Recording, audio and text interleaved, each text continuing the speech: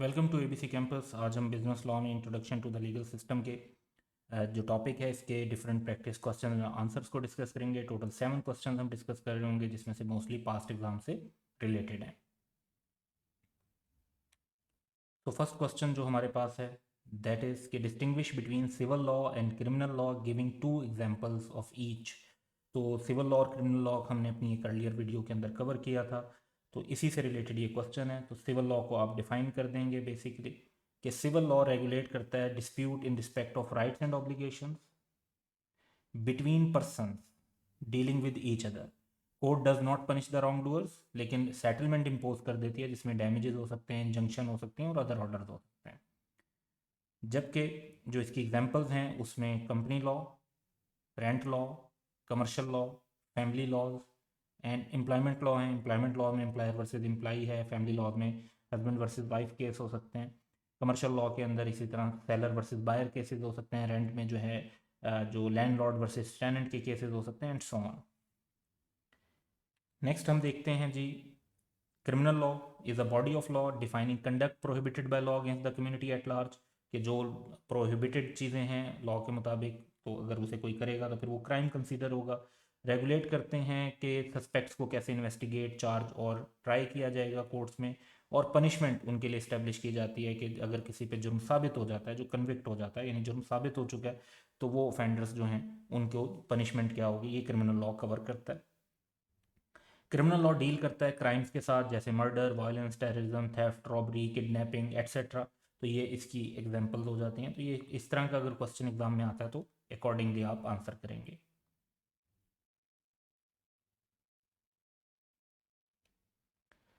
Question 2 है, ये autumn 2016 में 5 मार्क्स का क्वेश्चन आया था कि briefly describe the process of legislation in case of a money bill when national assembly is in session and national assembly is not in session.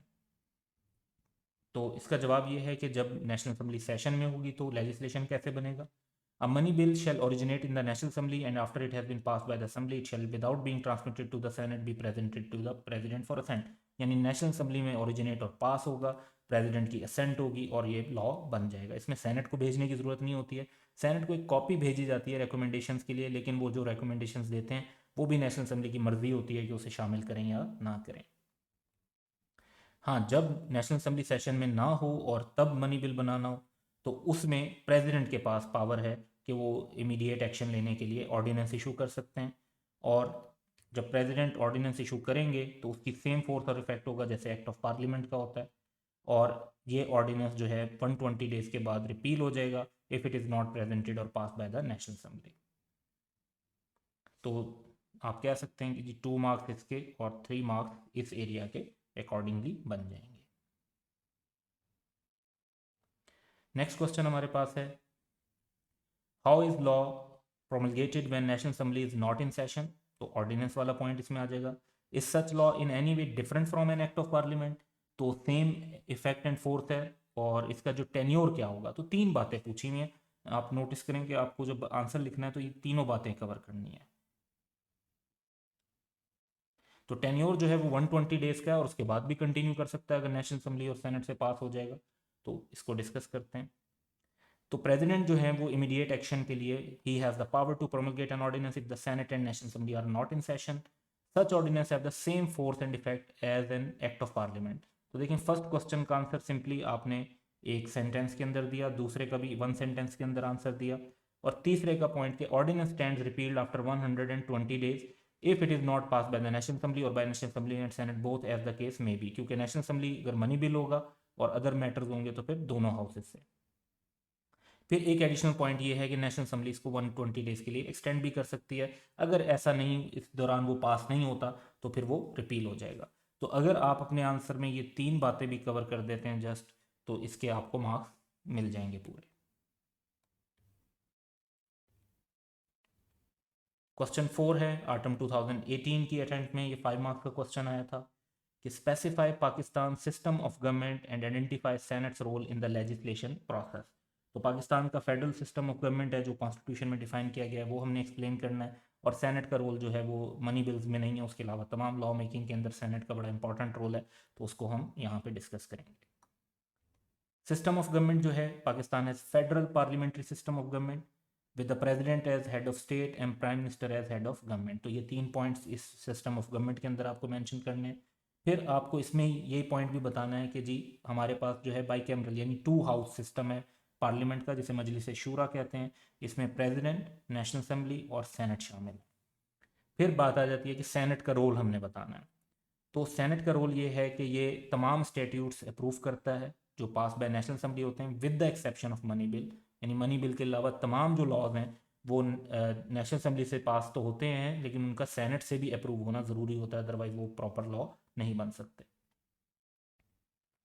Question number 5 है हमारे पास, spring 2018 में 4 marks का ये question आया था कि briefly describe how delegated legislation takes place and also describe how control is exercised over delegated legislation. तो as it is book को ही यहाँ पे आपने रिप्रोड्यूस कर देना है कि डेलीगेटेड लेजिस्लेशन में पावर जो है वो एग्जेक्टिव को दी जाती है, मिनिस्टर या पब्लिक बॉडी वगैरह को, जो एक स्पेसिफिक पर्पज़ के लिए लॉ बनाते हैं।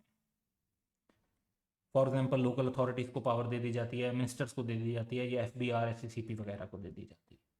कंट्रोल इस पर 2 किस्म के होते हैं, पार्लियामेंट का कंट्रोल होता है जो रिस्ट्रिक्शंस लगा सकते हैं और पावर डिफाइन कर सकते हैं। दूसरा कोर्ट का कंट्रोल होता है कि कोर्ट के अंदर आप चैलेंज कर सकते हैं कि अथॉरिटी से एक्सीड किया गया है या प्रॉपर प्रोसीजर फॉलो नहीं किया गया। तो वंस अगेन आप ये देखें कि जब भी क्वेश्चन है उसको गौर से पढ़ना है।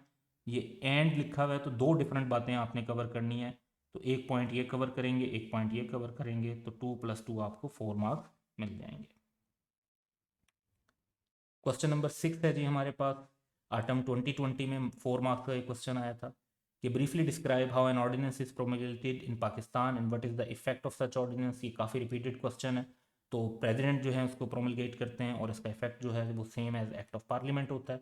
तो इसका आंसर मेंशन करेंगे कि in terms of the constitution president has power to promulgate ordinance only if the senate और national assembly is not in session and the president is satisfied कि सर्कमस्टांसेस ऐसे हैं कि इमीडिएट एक्शन लेना चाहिए। Ordinance जो प्रोमलगेट होगा president से उसका सेम फोर्स एंड इफेक्ट होगा। तो ये जो मेन पॉइंट्स थे उनको रिस्पॉन्ड कर दिया। एडिशनल पॉइंट है कि विद इन 120 डेज ऑर्डिनेंस जो है उसको प्रेजेंट होना चाहिए और पास होना चाहिए नेशनल असेंबली से in case of money bill, और दोनों हाउसेस से होना चाहिए अगर वो अदर बिल है, अदरवाइज जो ऑर्डिनेंस है वो रिपील हो जाएगा। तो ये 4 मार्क्स के लिए यू कैन से दैट ये हम इसकी मार्क्स की एलोकेशन कर सकते हैं। क्वेश्चन नंबर 7 है जी हमारे पास, स्प्रिंग 2021 से 4 मार्क्स का क्वेश्चन है कि list down the main topics और areas covered under the following parts of the constitution of Islamic republic of Pakistan 1973, part 3 federation of Pakistan और part 6 finance property contract and source. तो part A में हम बता सकते हैं कि जी फेडरेशन ऑफ पाकिस्तान जो है इसके अंदर eligibility of president of Pakistan, term of office, powers जो उनको दी गई हैं उनका रिमूवल कैसे होगा, जॉब रिस्पॉन्सिबिलिटी और उनकी लिमिटेशन कि उन्होंने प्राइम मिनिस्टर की एडवाइस पे काम करना है। इसके अंदर further composition, duration and meetings of parliament, senate, qualification disqualification of membership of parliament और बिल कैसे पास होंगे, ये चीज़ें शामिल हैं। तो ये तो हमारा रिलेट करता था पार्ट ए से। उसके बाद सेकेंड पार्ट जो है वो फाइनेंस से रिलेटेड है। तो इसमें डिस्ट्रीब्यूशन ऑफ रेवेन्यू जो फेडरेशन और प्रोविंस के दरमियान होगा, exemption and imposition of taxes, boring loan कैसे लेंगे, ऑडिटर जनरल ऑफ पाकिस्तान। फिर इसमें प्रॉपर्टी, कॉन्ट्रैक्ट, लाइबिलिटीज और सूट से रिलेटेड जो है इंफॉर्मेशन हैं जो हमने अपने लेक्चर्स के अंदर भी कवर की। तो इनको आप लिस्ट कर देंगे, तो आप अगर इसके पॉइंट्स बनाकर लिख देंगे तो वो ज़्यादा बेहतर सोल्यूशन बन जाएगा।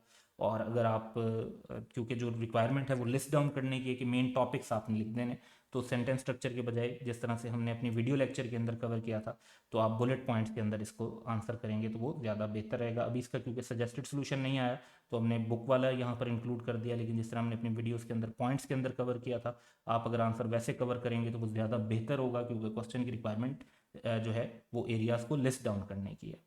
सो ये 7 क्वेश्चंस थे। That's all for today. Have a good day.